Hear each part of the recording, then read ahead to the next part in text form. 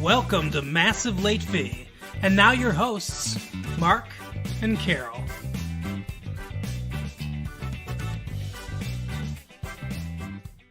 Hello everyone, welcome back to Massive Late Fee. It is May 20th, 1994.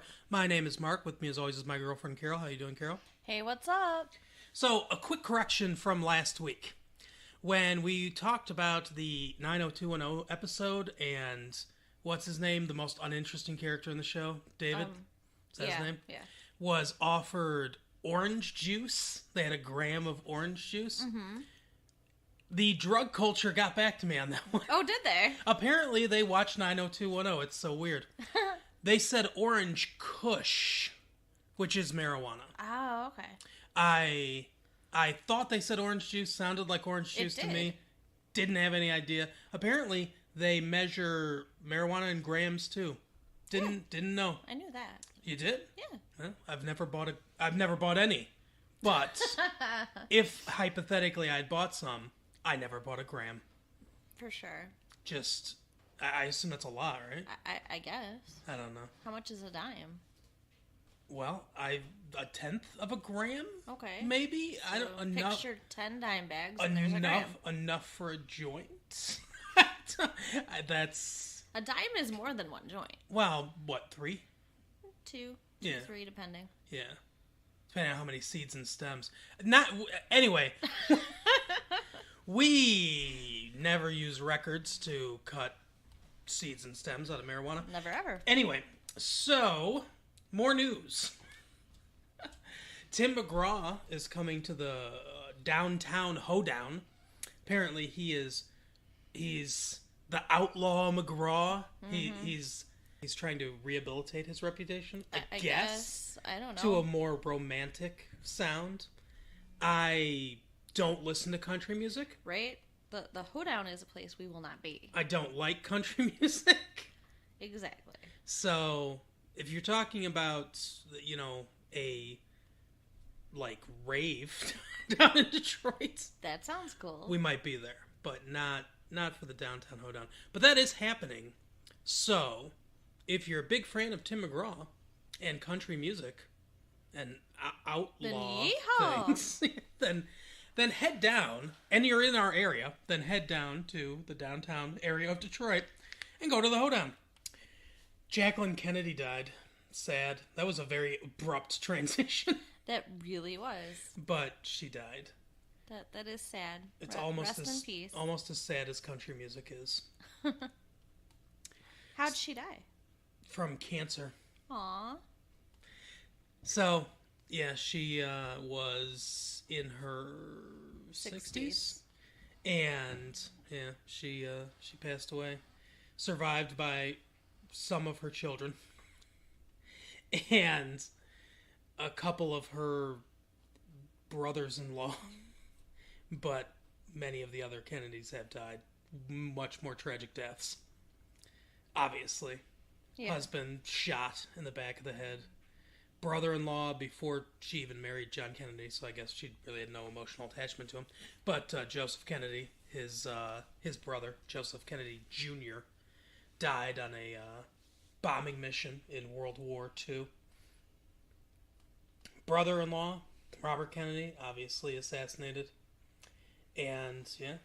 Those Kennedys do not seem to have very good luck. No, some sort of weird gypsy curse. I only assume that Joe Sr. screwed some gypsy out of something at some point when he was bootlegging or whatever. That's how they made their money, the Kennedys, I'm just saying. Bootleggers. Right. And whoremongers. There you go. But, rest in peace, Jacqueline Kennedy.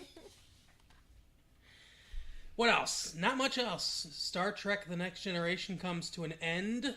The show, it is bittersweet. That is kind of sad. My mom's huddled in a corner rocking back and forth crying. Oh, I'm sure, yeah. Well, All Good Things, the 2-hour finale, will be happening. And check your local listings because I don't know where you live. If you live by us, it's on Channel 50. If you live someplace else, it's on some other channel at some other time, maybe on some other day, because it is a syndicated television program by Paramount Pictures, who own the rights to Star Trek, and it'll be wherever, your local affiliates have negotiated it to be. Wow, that was a lot of legal crap. Yeah. So, as I said, bittersweet because obviously they're ending and the show is well liked. The most successful Star Trek show, obviously. The original Star Trek launched all this stuff, to be clear, but they weren't super successful. I think they only got 3 seasons. Yeah. And then they became more popular afterwards as movies and things like that. This one, obviously much more popular, but it was starting to... They'd run out of ideas. It's been 7 seasons. It's dragged on to the point where now they're just going to start repeating themselves if they keep going. I don't know. To me, it seems like space. I mean, there's just a limitless amount of possibilities of things they could do with the show. Well, there are certain things that they could do with, but I think these characters have been wrung as far as television, at least television-wise. I think these characters have been wrung out to all the ideas that you could get to them. Now, if they went and did another season, could they have 3 or 4 episodes that were new and interesting? Sure. But there'd be a bunch of filler episodes in between of things we've seen before. I wonder if they'll do another reboot then with new characters. Well, I know they're doing... that the Deep Space Nine is going, and that Star Trek Voyager is supposed to be coming out soon. Wow, okay, so I've just not been paying any attention. And the big thing about that one is the captain is supposed to be female this time around. Oh, interesting. So that will be interesting. Female power. Yeah. So now I know they're going to start doing movies. They've got a movie that's supposed to come out later this year, and that's so that they're transitioning to their movie roles now. That's where I think they'll be able to maybe get some better ideas, some newer ideas out of that. So we'll see. We'll see how that goes. Yep. And that's basically the news this week. Not much in entertainment news. There was a review in the newspaper for the movie that we're going to review, so I'm not going to bore you with the critics' review when you can listen to our review later in this episode. I did want to do one quick thing, though, a new segment before we get into 90210. I noticed in the paper that, not that I was looking around or anything. Yeah, you better not be. But there are, in the classified sections, there is the heart connection. I think that's what it's called. Something like that. Like Love Connection, but not. Right. So I figured we could call it Massive Love. Okay. This segment could be Massive Love. We'll just read a few to help them broadcast their message a little farther. I don't know if we really want to help these people. Well, I found some interesting ones. It's funny to me. I'll just read you the first one. So the first one is the 38-year-old attractive married white male seeking attractive married white female 35 to 40 for exclusive sexual encounters.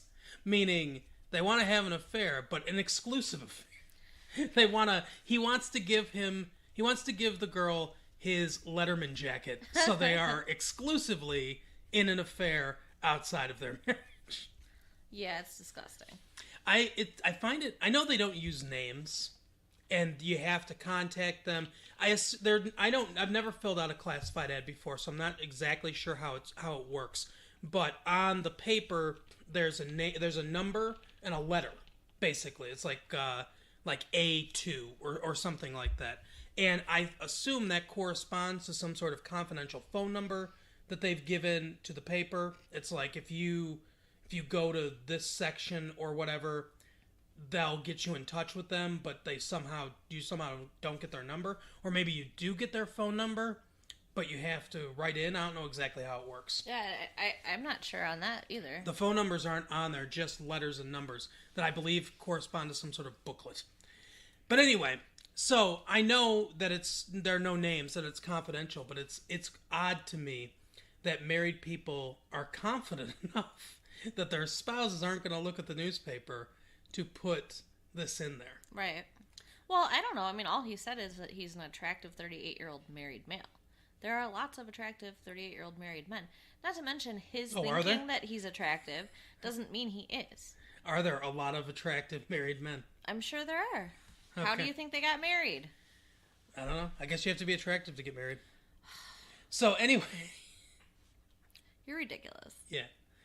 So that's one. So I guess if you're in the area, no, and you're a married woman that wants to have an affair on your husband, an exclusive affair, contact this dude. I'm not giving out his information, but contact him.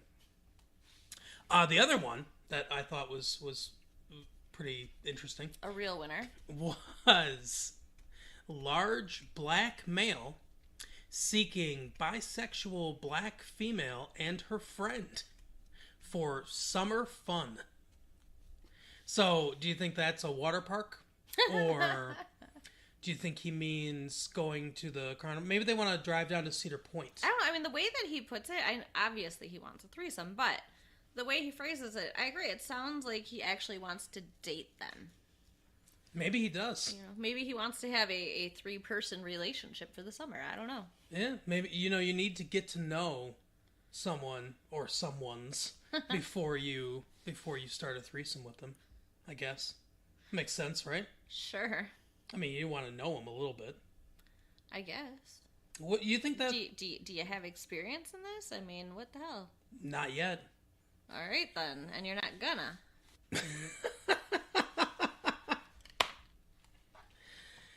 So, yeah, I don't know. I assume that he wants to get to know them better.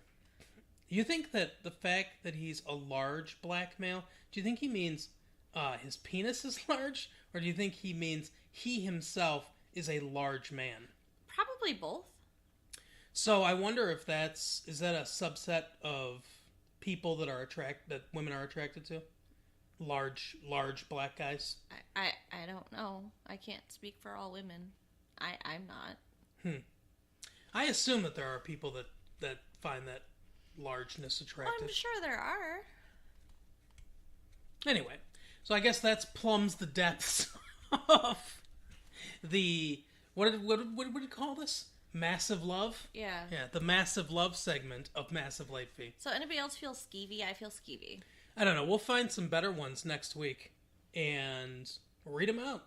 Maybe we'll find some actual people looking for a genuine love connection. Some actual lonely hearts. I mean, there were a bunch of those, but I just skipped over them because they weren't funny. Yeah, they weren't interesting. Maybe we should try to help some people. Like a 25-year-old disabled man. Ooh, I have an idea. Yeah. Why don't you guys, put notes in our lockers if you're looking for love, and we'll read them. Yeah, there you go. Anyone that's, it's hard to find people. It really is. If there was just a place that you could go where they served drinks to meet people.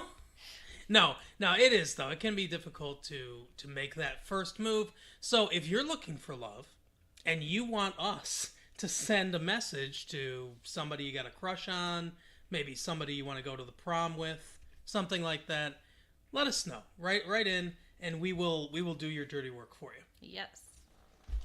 Now, on to our continuing coverage of 90210. Well, this week was the season finale. I know, we're going to have to start looking for things to do in the summer. I know, it's going to be bad. The beach report, that's what we'll do. How are the beaches?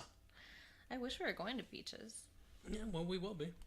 So it was titled Mr. Walsh Goes to Washington, because remember how last episode ended with him actually finding out he is going. Yeah, Brandon/Brendan is going to Washington. And they were doing a carnival at Mardi Gras themed carnival for California University. Completely wrong month. Right? It's kind of weird. Mardi Gras is French for Fat Tuesday or Large Tuesday. Mardi is Tuesday. Gras is big. What month is that in? It's in February, right? Yes. Yeah. It's the beginning of Lent. Yeah. So there's a lot, going on at the carnival. They've got a mud pit thing. A Mardi Gras-like thing happens in this episode that we'll get to. Yeah, it does. Where Steve's fraternity is working, this mud thing. The Keg House. Yeah. Which I didn't realize that was the name of his fraternity. It's so dumb. A barbaric and stupid name for a fraternity. Especially one so gay-friendly. Right. It should be the Chablis House. And that guy that actually left because they kept the gay guy in, John Sears. Yeah, John Sears, son of the founder of Sears. He shows up, and not alone, with Steve's ex-girlfriend Celeste. Yeah. So he's really rubbing it in his face. Well, she is. She's rubbing it in John's face. Oh, gross. So, anyways... Well, we learned that later. John keeps, what? They've had sex. We learned that later. They say that? I don't remember them saying that. Yeah, I'll get to it when you get to it. Alright. So John's just knocking Steve in the mud over and over and over. Yeah, it's a jousting tournament.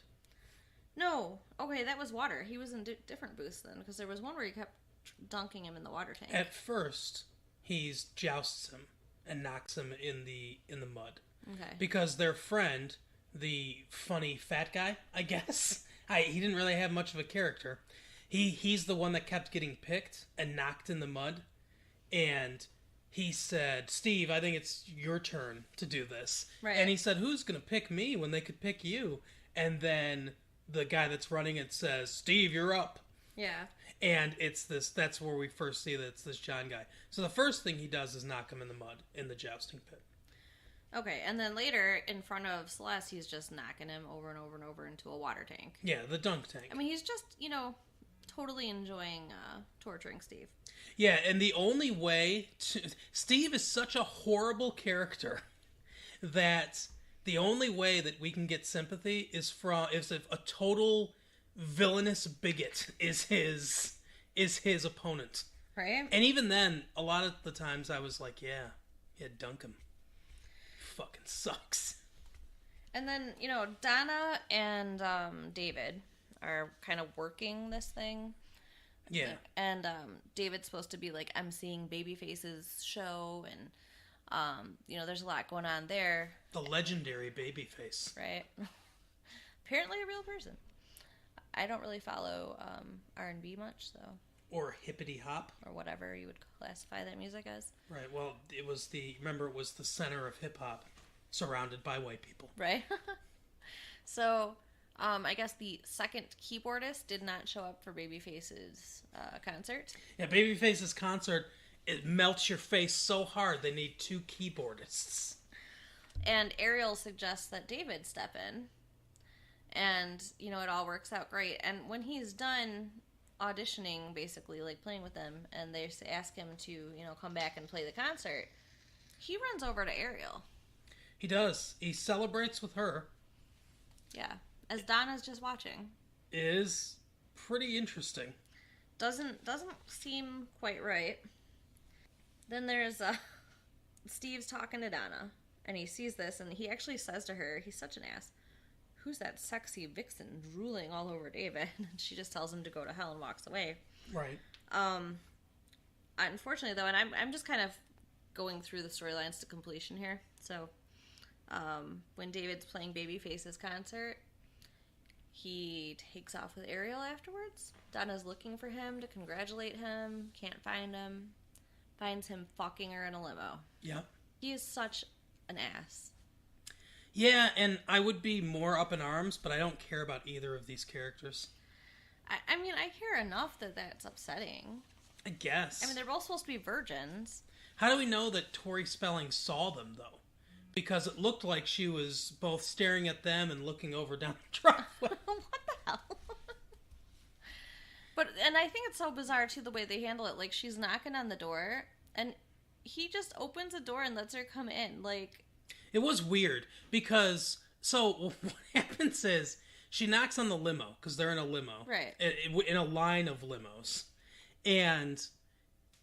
we go in, the camera goes inside, and we see them having sex. She's, like, on top of him in the limo. And they do that thing where, everyone on TV has sex with their pants still on somehow. And so, she gets off of him, and, well, she didn't have time, but she Right. removes him. She removes herself from him, and he starts zipping his pants back up and everything, and getting his shirt on, and he rolls the window down just enough to see his face, which is suspicious enough anyway. Right. And she says, "Hey, I just wanted to congratulate you. You know, can you open the door? It's locked." So he's like, "Yeah, just a minute." So he rolls the window up. They take another, 20 seconds to pull themselves together. He still doesn't have all his clothes on, though. No. Well, there's no time. And he opens the door, and she sits down and looks over at her and the other woman, and she's all disheveled. Her hair's everywhere. Her shirt's not on correctly. And obviously she finds out. You would think she figures out what's going on. But then just to make it even more clear, she looks down and sees an open condom wrapper. Yeah. And now she knows what's going on. Because even though she doesn't have sex, she knows what those are for. And then, at some point, when she's yelling at him, she, says, we were both supposed to be virgins. That was something that made it special, whatever. And he's like, and she says, "Was this your first time?" Which I pointed out, no one's first time is in a limo. Right. You need to build up those skills. And he says no, but it was always with her or whatever. Yes. So he's been having an affair with her. Yes, so I think they met, last episode? Yeah. So in the whatever week it's been since that last episode, they've had sex multiple times. He is such an asshole. Well, he is also a 19-year-old guy. Yeah, I mean, yes, it's understandable, I guess, that he would cheat because they're not having sex, but they made a commitment to each other. Yeah, but men do have needs. Women have needs too, but they made a commitment to each other. She obviously doesn't. She's never had sex. But yes, they made a commitment to each other, so he should not cheat. I agree. I mean, he should have broken up with her if he didn't want to wait for her anymore. He should have had a conversation with her. Maybe she would have had sex with him. I doubt it. She seemed pretty adamant about her. She's the demographic of the show. Apparently, when they made this show, they said there's a small demographic, about 10%, that want to wait to have sex till they're married, and we need to capture that 10% of the youth market. So we need to have a character who wants to stay a virgin until she's married so they can identify with her. And then the other executives said, okay, let's make it the most boring, vanilla, uninteresting character possible. And then Aaron Spelling said, I know just the person. Oh, goodness. That's so mean. So Andrea had her baby. Yes. Premature. Starts out with the C-section. They have a little girl, and the dad's being kind of weird about it. Like, he doesn't want to give her a name. And he wants to wait. Yeah. He wants to make sure she's going to live. Yeah, it's so terrible. She's 2 pounds, 8 ounces, so she's very little. And they wouldn't even let Andrea see her right away. Can we get real for a minute? You were premature. Yes. How much did you weigh when you were born? 1 pound, 15 ounces. Son of a bitch. Yeah, that baby was 9 ounces bigger than me. Wow. So, Carol has some... I mean, obviously she doesn't remember it. Do you? Do you remember that? Of course not. I didn't want to presume. But she has some insight into premature babies, I guess. Yeah, I mean, I've heard my mom talk about what she went through and stuff. And, like, for my mom, she didn't see me right away, but she was all messed up. Yeah. And she was convinced I was dead. And she was crying and... Because you didn't cry? No, because they had to knock her out when they were doing the C-section because she felt them cutting her. Oh, gosh. And when she woke up... Sounds pleasant. Right. When she woke up, I'm already in the, ICU. And her blood pressure was really bad, so they didn't want to, move her. So she thought they just didn't want to tell her that I was dead because they didn't want her blood pressure to go up. Gotcha. So finally, the nurse took pity on her and put her in a wheelchair and brought her down to see me. But yeah, I mean, I would be freaking out too. Like, why won't they let her see her baby? I would not be happy. Because I was just going to say that premature babies can't cry yet. Right. And then her husband doesn't want her to see the baby because he says the baby had a bad night and she's on a respirator now and needs a blood transfusion and all this stuff. And I mean, I get he's trying to protect her, but he's an idiot because any woman wants to see her baby. It doesn't matter. All the little incubators in the ICU are decorated too with the baby's name and things like that. Yeah. But theirs is completely plain because he doesn't want to put anything on it. It's one of those situations that's actually, it's not acted very well, and it could probably be written a little bit better. But the situation is a good situation because it's one of those situations in TV where you can see both sides. Yeah. I see his side where he's scared. He doesn't want to emotionally connect with this child because of how devastating it would be if she died. And he wants to wait until he's more sure. But the thing is that's not going to protect him. And it's not going to protect her. Because were the baby to die, it would be devastating either way. For sure. Whether you wanted to, because that's your kid. Whether you wanted to try to make an emotional connection or not. I mean, like, walling his emotions off like that doesn't get rid of them. For sure. It's just he's not exhibiting them. That's all. And he, finally he has a conversation with her at some point, and at least a brief conversation, where he's honest about his fear, because he's trying to keep a strong front for her. Yeah. And that's not, if you're scared, sometimes having a strong front is good, but a lot of times just sharing your fear helps you feel better with the person that you're sharing it with. So that's what he should have done from the very beginning. So you can kind of see his point of view, but at the same time, he's not doing the right thing. So you can see the point of view against him too. Yeah. So that's why I like the situation. But yeah, I mean, eventually he does kind of let her in and cries and stuff, and it's good. Yeah, and the baby seems to be fine. Now, I find it really odd when he first comes out. Like, everybody runs to the hospital to be there when the baby's born. Even though, she's having a C-section and they're not going to be able to see her or the baby or anything. And he comes out and tells them the baby's born, and they all leave. And then he's like, but Brandon, wait, Andrea wants to see you. Why? Why him? I don't know. Apparently they have some sort of stronger connection than the other friends do. That's weird. Because later, when the other thing happens, well, we'll get to that, but someone got Andrea's permission too. Yeah. We'll get to it. Oh yeah, okay. But I don't want to ruin it yet for anyone that hasn't seen it. Although if you haven't seen it, I don't know why this is just your Cliff Notes. What is wrong with you? I don't understand. If you haven't seen the episode, I don't know why you're listening to this. Right. You're a madman. And I remember Andrea sending Jesse off with Steve, which I'm sorry, but yeah, he's not going to help him. Bad idea. And she's hanging out with Kelly, right? Sure. It was Kelly that was there with her, and anyways, she's talking about I'm not going home without my baby. Like, they're so naive and young and stupid. Premature babies are going to be in the hospital at least a couple months. Yep. There's no way, but whatever. They get there. Eventually, and the baby's going to be fine. But there's this one moment where, like, the alarms are going off, and you're not sure if it's their baby or somebody else's baby that's coding. And it's somebody else's. Yeah, and we assume that baby dies. Right, and they're like, even. Actually, I think the baby was fine because there was still a baby in that incubator in the final scene when they were looking at their child and putting on the decorations for the incubator. Mm-hmm. So I assume that baby ended up being okay. Okay. So anyways, they look at each other and they're like, I can't help but feel bad because, I'm just relieved it's not our baby. I think that's normal, though. It's not like they want the other baby to die. Right. I agree. Okay, so so that's how their story kind of wraps up, is that their baby's okay and they kind of deal with emotions and they're getting closer and stuff. So that's good. Yep. All right.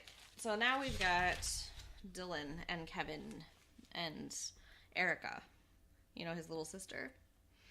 Oh, yeah. Well, you want to do this before we finish Steve's plot line? Or did we finish Steve's plot line? We finished Steve's plotline. Okay, well, we didn't get a resolution to it in any way. Okay, well, you go ahead and take that one then, because that's where my recollection of Steve ends. Well, I don't blame you, but so this guy's just basically on his ass the entire time. I remember now. And he tries to tell Celeste that the guy she's with is a real slime ball, and she just kind of looks at him.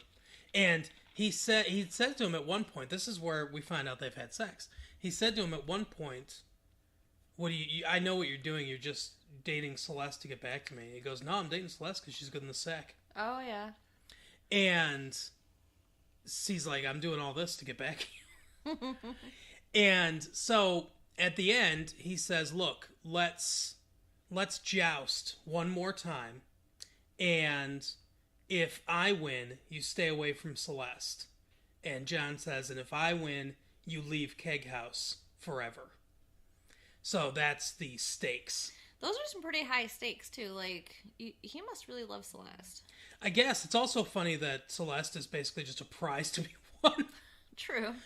Instead of Steve just saying, "Hey, this guy hates gays," and left the fraternity because a gay was allowed to stay in. So, have that information in case you need it. Instead of that, he's playing a game to find out if she stays with this guy or not. Right. Anyway, so Kelly and Brenda actually do talk to Celeste. Although it's all off screen. Yeah. They just say, "Do you want to know what the real John Sanders is like?" Sears, whatever. And yeah, Steve's last name Sanders. Yeah. And she said, "Well, what do you mean?" And then they cut, so we don't have to hear all of his past sins and his gay bashing nature. But they all watch. The three women come to see the jousting match. And Celeste is like, "How long has this been going on?" "Oh, about 10 minutes. Which they luckily cut, because 10 minutes of two guys with giant Q-tips right. just bashing each other in the middle of the Q-tip. And for 10 minutes wouldn't have been that interesting. No. But in true Mardi Gras fashion, Celeste says, "How shy are you two girls?" "The virgin." And then the actress, so I guess Brenda's probably not that shy. Right. But what they do is they say, "Hey, John," and they rip their shirts open and flash him. They're all wearing bras, but they flash him. He looks over. They could have shot this more comically, I suppose. I guess it's good they didn't, but they could have been the whole "whoa" kind of take. And Steve hits him and knocks him off, so he has to stop seeing Celeste. Although, at this point, I'm pretty sure Celeste is dumping him. Yeah, seems that way. And that's sort of the resolution to his storyline. He doesn't get together with Celeste or anything like that. We don't see that. He doesn't, fuck her in a limo. But no. But that's how that ends. Okay, so that's Steve's, I guess, even more interesting than normal story. I don't know why I didn't pay any attention to him. Yeah, I guess it's slightly interesting. Steve's just... David and the other one, the girl he's dating, Tori Spelling, I can never remember. Donna. They're the boring ones. Yeah. Except for this episode. Again. I guess. I mean... It was slightly interesting. More interesting than what they normally do. Right. I mean, it is the season finale. It was a 2-hour episode. They had to do some stuff. So, Dylan and Kevin are meeting with investors to try to get funding for Kevin's idea. Right. And, Brandon and Brenda's dad, Jim, set up everything for him. And then the next day is when Kevin's supposed to be marrying Erica's mom. Right. And so they do the whole wedding thing and nobody can get a hold of him. And everybody's like, well, he's getting married. He talks to Dylan at the wedding and says he's actually thinking about, not going through with it with the investors because they looked, what do you say, they're drooling over what we have, and all this stuff. And it's such a good idea. Microorganisms that will clean up the water and end pollution on the planet. That is a really good idea. It is. So Dylan apparently is rich. This is something else that I missed somehow. I don't know why or how he's rich. But... His dad must have had a lot of money, and then his dad did him a favor and died. And I guess. Gave him a ton of money. I have no idea. So, but Brandon's dad. Oh, I almost want to call him Brendan now because of you. Brandon's and Brenda's dad manages Dylan's money. Right. That's part of what he does. See, that makes sense too. That would be like some kind of trust fund then. Yeah, and that's what he does. He helps manage investments and other things for Dylan. So Dylan decides that he's going to just solo fund this thing, just all on his own, so that they don't have to include anybody else. Super smart decision too, by the way, because anytime that there's a hot new startup company, you just fund it completely yourself with no protections in place whatsoever. Right? And, Jim tries to talk him out of it. Yep. He tries to, use logic. And Dylan says he's taking it personally, which is ridiculous. He wasn't taking it personally at all. And then Jim gets so upset with Dylan that he says he's done with him. Yeah. And, he's gonna He's not fired. manage his money anymore. Yeah. That he can go into the bank and take all his money out if he wants tomorrow. So he does this. He goes and does some kind of transfer into this other guy's account. What? It's so funny, because you're struggling through this because you don't really understand how this works. Yeah. Obviously they didn't sign papers of incorporation, which you'd have to do to start a company in California. I know what the laws are in Michigan. I'm not sure exactly what all the laws are in California, but I can only assume because so many corporations exist in California that it's probably even more arduous of a task than it is here in Michigan. But they don't sign any papers as far as corporationship or a partnership or anything like that go. Basically, he adds him as a signatory and, a person that can access the account on his account. Oh, God, that's what he did? Yes. Holy shit. That's the paper that he signed. Oh, what an idiot. Basically saying, hey, we have this gentleman's agreement between the two of us that you have this technology and I've got all this money, and, any funds or facility you need, you can just take out of the bank to fund, your project, to buy a space, to hire people, to, rent equipment, all this stuff. It's all unspoken in the episode, but that seems to be the agreement between the two of them, and they have no other legal protections in place. That's what Jim Walsh, Brandon and Brenda's dad, was talking about with the contingencies and all the different things put in place. All the different legal things put in place to make it so it was protected. God, I didn't think Dylan was that stupid. I mean, that's I know nothing about money, but giving someone, total access to your funds is dumb. Agreed. Not the way that business is conducted. So, I started getting kind of a sinking feeling at this time. Oh, I did when he started saying that he wanted to do it alone. Yeah. That's when I started to get this feeling. And, they come out of the bank after doing this, and... Surprise, Geraldo Rivera's a bad guy. And they're talking about looking at, property. And Dylan's like, oh, hey, I'll go with you. We can look together. And he's like, oh, I'll look at it. I'll let you know. And then I'm like, oh, he should have, had some kind of more understanding of what being a partnership was. Yep. I still didn't think he was going to screw him completely. But he did. There was a twist that I did not see coming. Yeah. Because I thought it was just Geraldo Rivera. No, Erica's mom... Clear villain. ...was also in on it. Apparently, it was her idea. Yeah. She said she spent 8 months setting it up. Yeah. So, I wonder if Erica's even his sister. I really wish that I could just go back somehow and watch it all from the beginning so I could fill in these gaps. I wish there was a way. There is a way. There's a couple different ways. One, it'll be on reruns during the summer. Two, I'm pretty sure it's on tape somewhere. I think you can get a tape of the show. You can get a tape of the seasons. I'm pretty sure. My mom got tapes of Star Trek The Next Generation. Yeah. And it's filling an entire bookshelf. Oh yeah, I'm not saying that they're small. It's going to be a lot of tapes. but I'm pretty sure that you can get, they're called box sets. I'm pretty sure you can get one for 90210. Your birthday's coming up. Maybe for your birthday, I'll get you some 90210 tapes. Maybe during the summer, we could review some of the early episodes. Oh, that's not a bad idea. Anyway, so not only is Erica's mom in on it, and this makes me wonder if Erica's even his sister. Right. Right. So, remember back when she said she heard them talking about moving to South America? Yeah, guess what? They're moving to fucking South America. Brazil. They said, they take Erica to the airport and they're telling her, oh, we gotta go there for the work and, we'll come back and yep, it'll be fine. Like, she's so smart, though. She knows. She knows what's up. Well, she's wise beyond her years, like her face is old beyond her years.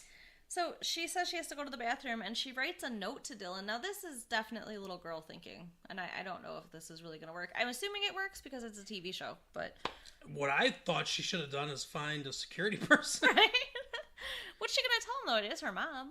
I don't know. I just tell her that I don't feel right about this. I think they're scam artists. No, I don't know. Obviously, she didn't get that far in her thinking. But she wrote a note to Dylan telling him where they're going and what's going on. And put, whoever finds this note, please give to Dylan McKay with his address on it. Right, because the most trustworthy people in the world go to LAX airport. Right, like there's no guarantee that person that finds the note's even going to be staying in LA. Right. I mean, yeah, it was not the best plan, but she's a child. I assume it's going to work, though. Right? And I wonder if he'll go to South America. I think that the beginning of next season will probably start with him and Rambo going to South America and just cutting through a jungle as Geraldo Rivera has, an army of men guarding his compound. I wonder if, he's going to even do anything. Like, it seemed like the technology was real. I guess he was working in a lab. See, this brings up a whole host of questions. Right. Because he was working in a lab, so obviously, and it was a real lab, so obviously he has some sort of training in this area, in this technology. I'm guessing what happened is that he tried to do this and it didn't work. And his excuse to Dylan was that, if it's not an idea from the superstars. Remember how we pointed out that they'd never use a $1 billion idea like that. So that probably was just bullcrap. Like, that probably was just a lie. Where he tried this technology, it didn't actually work, and he realized that he was kind of a washout and a failure because he'd probably spent years trying to develop this technology. And this woman that, used to date Dylan's dad, I guess, I don't know, this con woman, just basically said, hey, I know what we can do to get money. Right. Let's get the money from him, and then you don't have to worry about this stuff anymore. I wonder if the wedding was even real. Like, I wonder if they were already married. Maybe. Or if they really did get married as part of their con. I mean, that seems dumb. Well, it looks like they genuinely wanted to be with each other. Right. So I bet they're already married, though. I bet the wedding wasn't real. Could be. It was weird because their reception was just sitting in a restaurant. Yeah. So, yeah, that was weird, too. See? Rushed wedding. Yep. Okay, so the final... That was the main... I don't know. It's hard to say which was the A story and which was the B story. That was a big storyline, but Dylan going to Washington... Or not Dylan.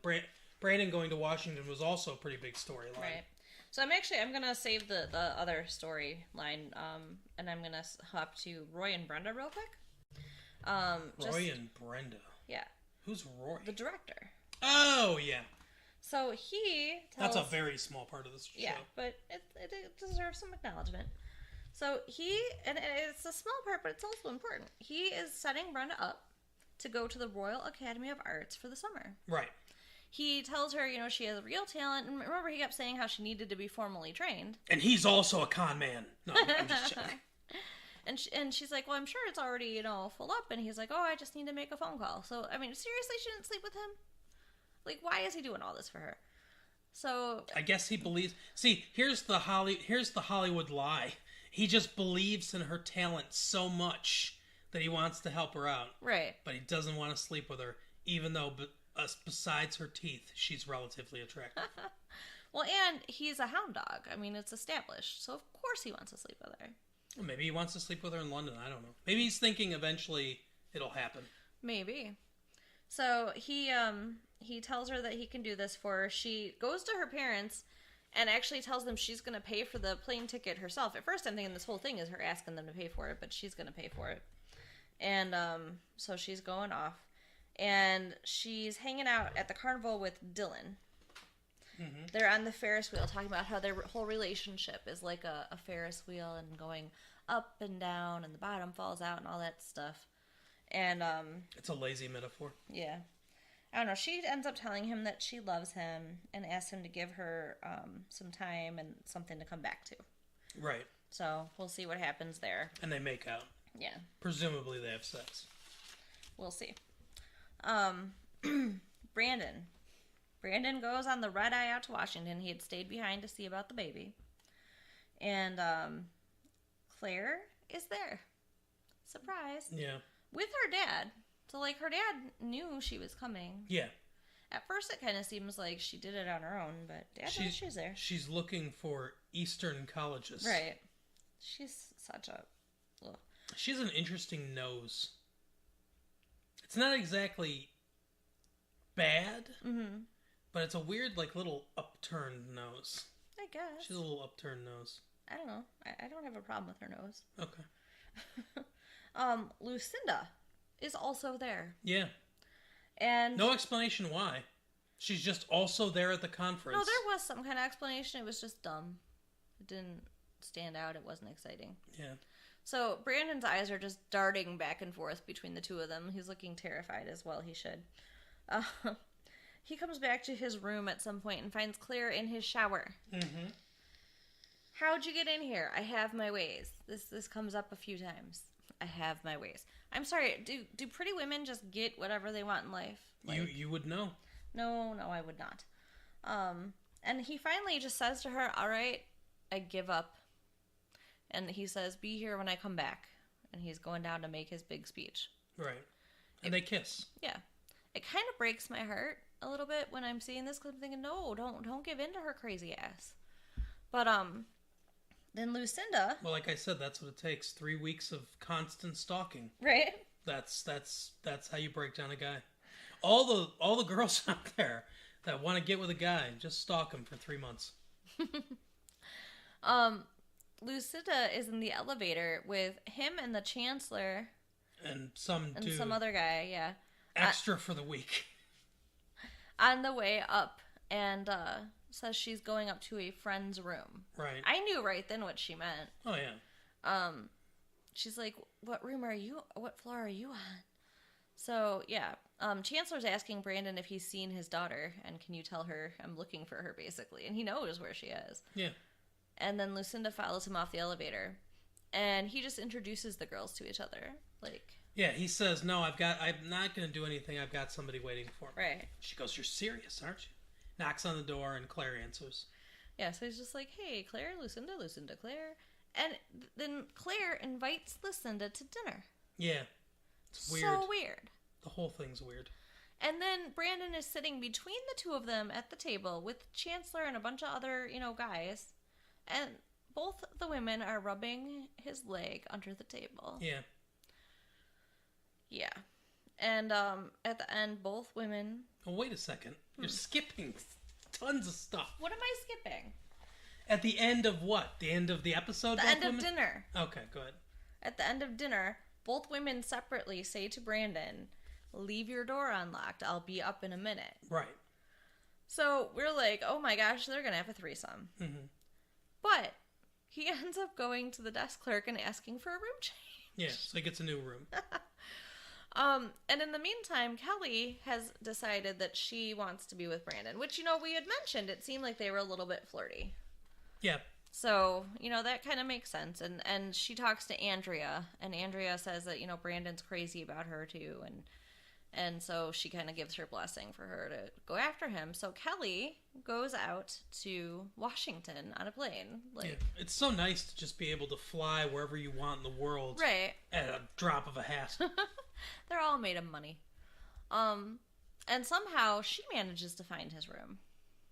Yeah, she says, "I have my ways." Right. Or whatever. Yeah. They all just find him. However. That's just the scriptwriter's get out of jail free card. Right. Wait, how did she figure out which room he was in? Just let her say she has her ways. Because you'd think that he'd have to have said, "Don't tell anybody where I am," because otherwise the other two would have shown up. Yeah. Well, her ways is the scriptwriter told her where he was at. Right. So she shows up with room service breakfast. And they go sightseeing, and then they end up, in bed together. They're going to be a couple now, and I think that's cool. I think they'll be good together. We'll see. The two women apparently have sex with each other. Yeah, it's kind of crazy. It's sort of implied, I guess. I don't think they really did, though. Well, they said, so what happened is they're at the desk, they're looking for him, and the guy's at the desk says, "I don't know where he is," basically. And they turn and they see him walking out with Kelly, and they're like, "Oh, we've been had," and she's like, "Oh no, Celeste says we'll get him," or she says something like, I don't know. She says something that sort of implies that they're going to try to ruin this for him. And she says, "Have you had breakfast yet?" So they go to breakfast together, and it never comes up again in the rest of the episode.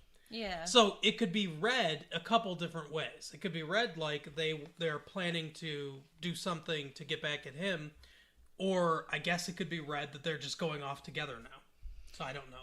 I really think that maybe they're just bonding over the fact that they both like him so much. I guess. I don't know. I guess Brandon is an attractive guy because he's got 3 women coming after him. He is. I mean, he is attractive. He's not that attractive, but... So that is the... 3 women have never chased me. That's all I'll say. That is the season finale of 90210. Yeah, so we will recap next season when we go back and find out what happens with the baby and what happens with the relationships, all that stuff. Did you find it a satisfying closure to the season? Sure. Yeah. I think they did a decent job. Me too. A show I only care about because we do this show. So this week we saw a film, which is a departure for us. Normally we see a movie, but we saw a film this week. Okie dokie.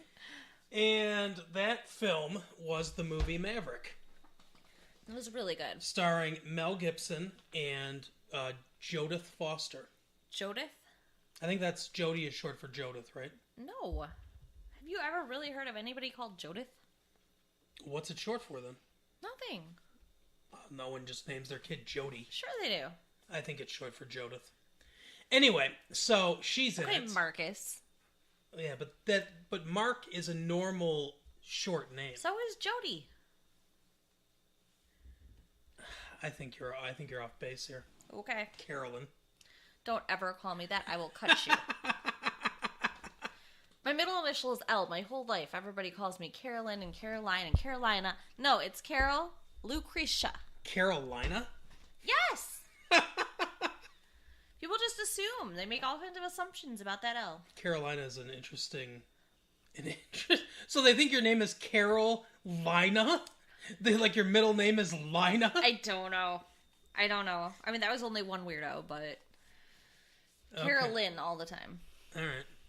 Carol Lynn, I get it. But not Carolyn. Right. Carolyn is a one word name. Right. My aunt who I'm named after, her name is Carol Lynn. Like her middle name is Lynn.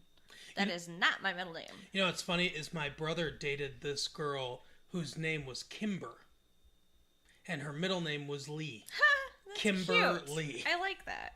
And her last name, ironically, was Phillips. Huh. Same. So if, they got married, she doesn't have to change her name. Anyway, so on to the movie. This has been massive names.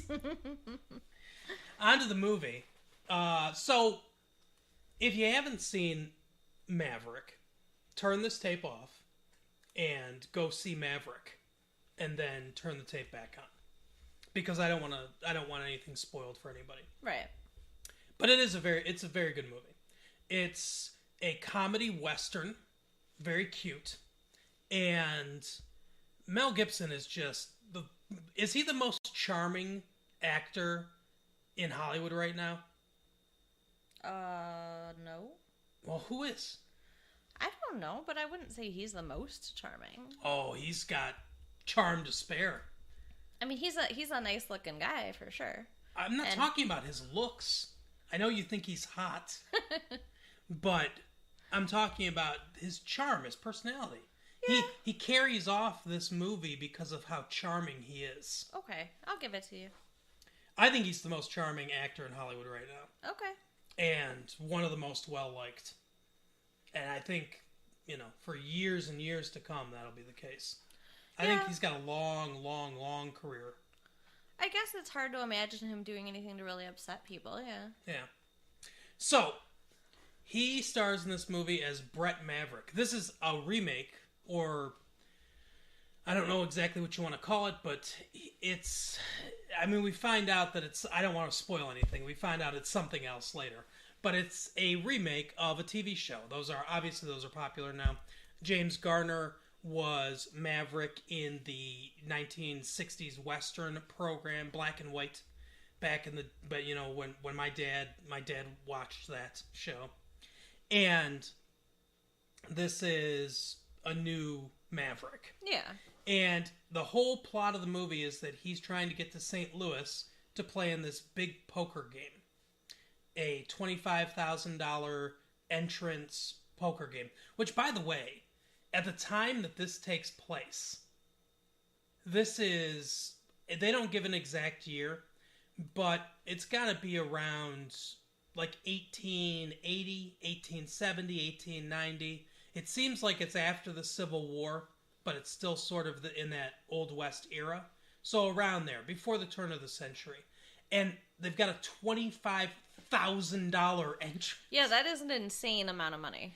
Right now, or starting very soon, is the World Series of Poker, which I know most of you probably don't know what that is. There's a form of poker called Texas Hold'em. You get 2 cards, 5 cards get dealt on the table that everyone can use. I'm not going to go into all the rules. I know no one knows what I'm talking about when I'm talking about Texas Hold'em, but I'm kind of a poker nerd. Anyway, that's the game that they use to determine the world champion every year. And every year in Las Vegas at Benson's Horseshoe Casino, they hold this World Series of Poker. Last year, I think Jim Bechtel won last year. I know you guys don't know who that is. There's a bunch of legendary names: Johnny Chan, Phil Hellmuth. I won't go into it, but there's a bunch of if you get the little magazines and stuff like that, and you kind of keep up on it, you know what I'm talking about as far as poker goes. Yeah, we don't. Anyway, they have a championship every year.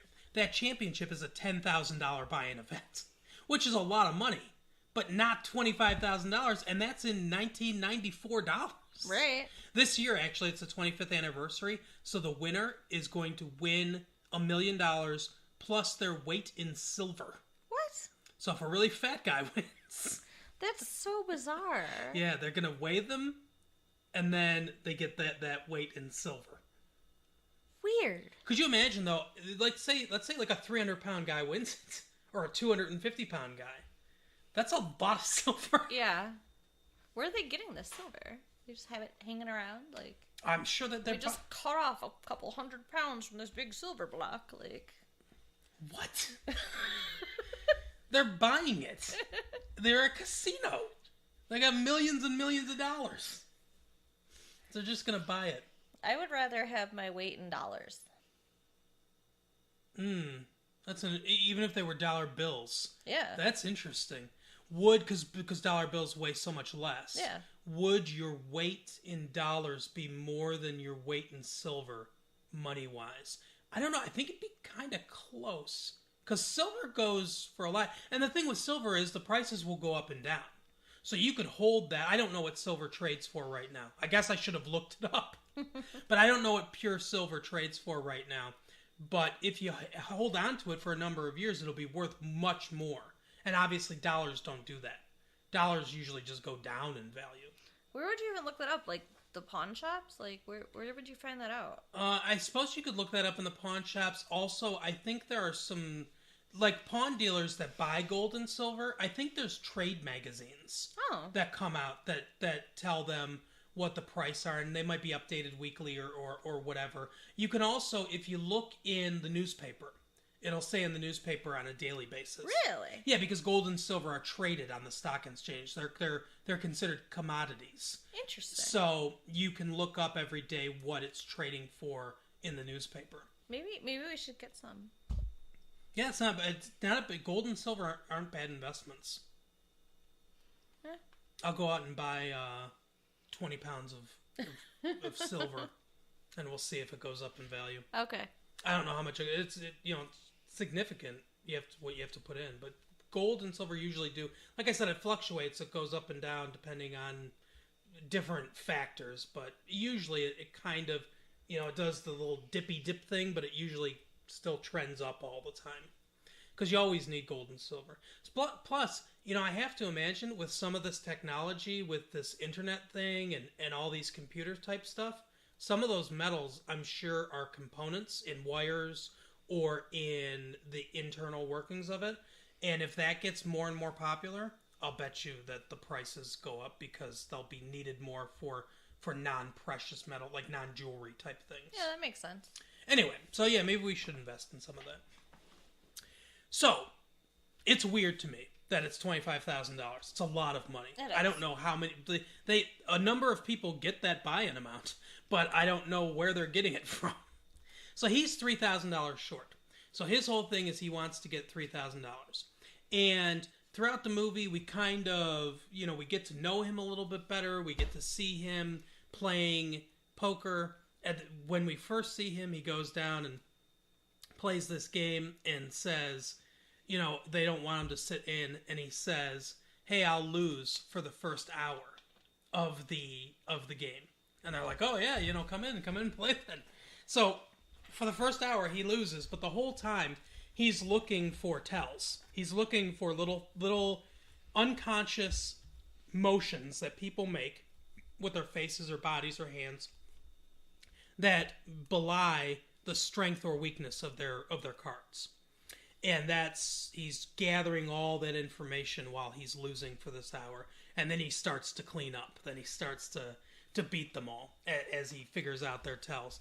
And it's funny because one of the things I like about what this movie does is it gives us little bits of his character and little foreshadowing bits for later in the movie in fun ways. Right. Instead of just coming out and saying it, the writers actually concoct fun scenes to get this point across. Like, for instance, at this poker game, there's this guy that says, he beats him in a pot and he says, that shouldn't count. Mm-hmm. He's like, what do you mean that shouldn't count? He goes, my mind wasn't on the game.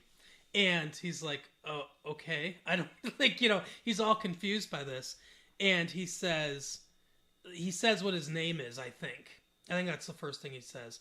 And Maverick drops his chips and all nervous and stuff. And he says, what's your profession? And he goes, I'm a gunfighter. Which I don't know how that's your profession. I know there were people that were gunfighters throughout the Old West, but I don't know how you make a living doing that. Right. I mean, I guess maybe collecting bounties or something like that. I don't know. But anyway, so he basically says, oh, yeah, you can have this money back then. And they all call him a coward, which is like one of the worst things you can be called back then. They all call him a coward and everything. And he says, yeah, I'm a coward. I think bravery is overrated. And all this stuff. And he says, he kind of stands up to elucidate his point, and the gunfighter backs up and starts standing up too. And he's like, whoa, calm down, man. I'm just trying to expound on what I'm saying. I just don't think that bravery is all it's cracked up to be and everything. He's like, for instance, you're a gunfighter, and obviously a very good one because you're still alive.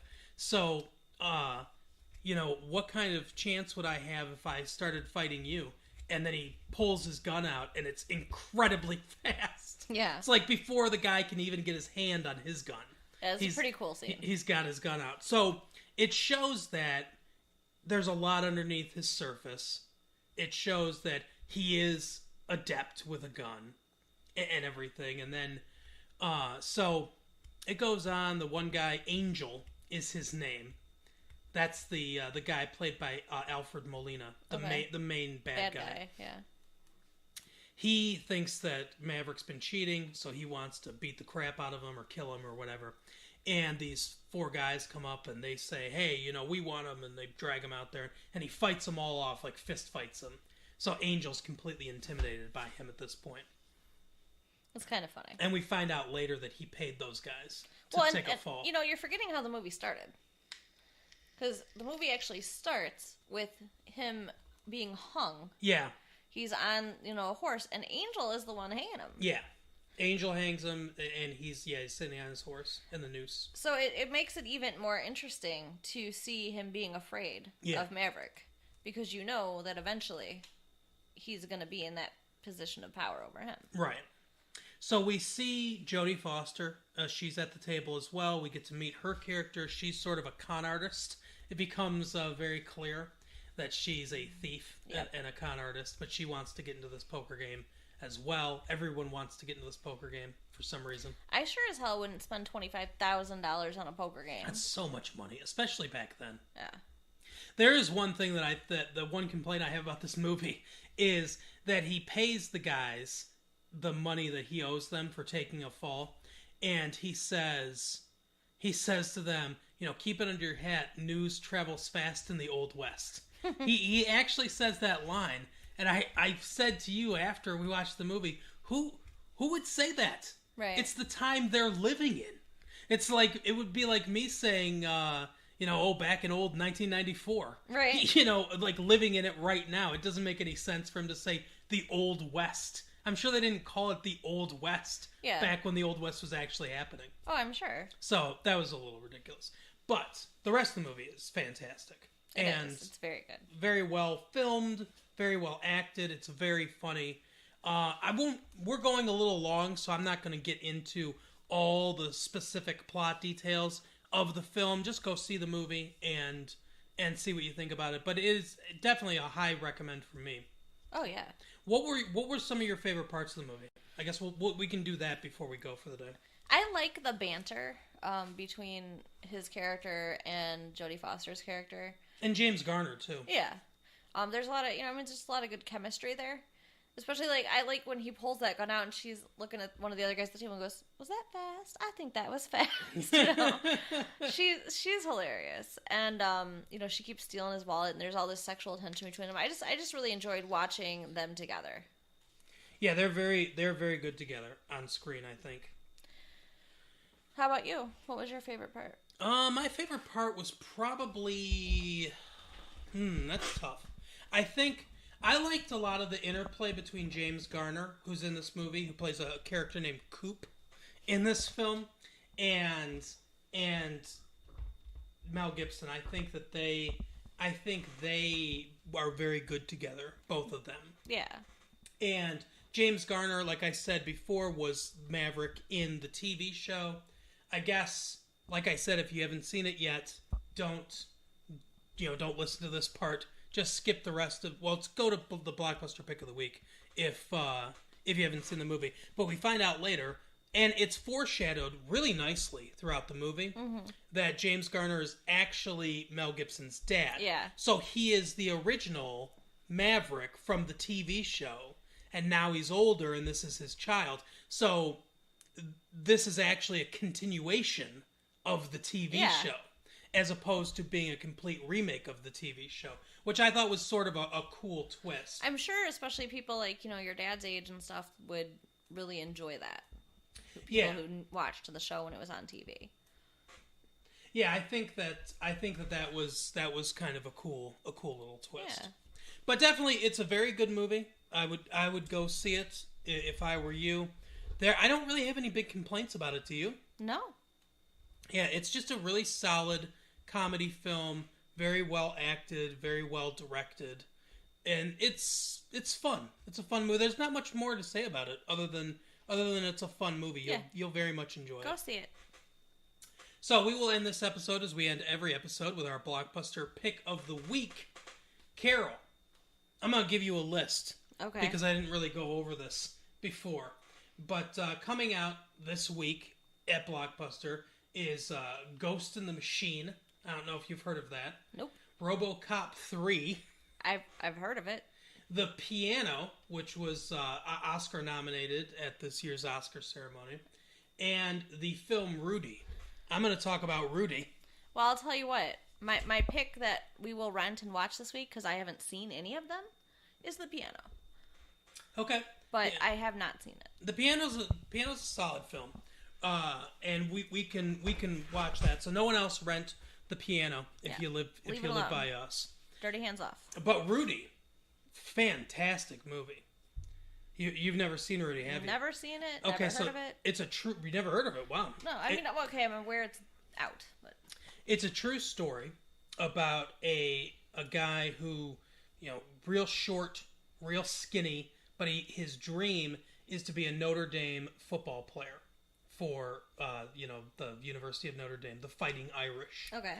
So it's about his struggles with academics at first because he doesn't have the grades to even get into Notre Dame, let alone try to get on the football team. So he goes to a junior college first, gets his grades up so that he can go to Notre Dame, and then he wants to be on the football team. He tries out for the football team, and he's got all this heart. He's got all this desire and everything, but he doesn't have the physical skills. Mm-hmm. So they don't let him on the team at first. They let him on the practice squad, and he practices against everybody. And he's killing people in practice because he's just going way harder than anyone else because he wants this more than anything in the world. He wants to suit up and play a game for Notre Dame. This is he's loved Notre Dame his whole life. This is his life's ambition, basically. Okay. And it goes into a lot about his family, where he comes from, his home life, things like that. It's a very like touching. I would call it like a drama. It's a sports drama. I think you would like it because it's not all about sports. There's obviously the sports element to it, but it's more about him and his life and the relationships he makes and things like that along the way. And I think that's the crux of the movie. I think that's the part you would respond to. Well, we can rent that one too if you want. But in the end, he does end up getting in a game, and he makes a tackle in the game. Now, that didn't happen in real life. He did play one game in actual life, but it was like a nothing play towards the end of one of the bowl games, and he didn't make any kind of plays or anything like that. But he did in real life actually get into a game.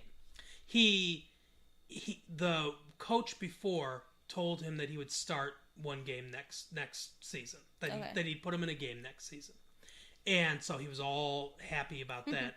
And then the coach got fired and a new coach gets brought in. Aww. Which also happened in real life. Ara Parseghian gets hired as the coach. And he's like, we're not putting you in a game. Basically. He doesn't know this kid's story or anything about it. So the last game of the season, he's not on the list to get in. This is the big dramatic scene in the movie. And it's like, this will make men cry a lot of these scenes a lot of times.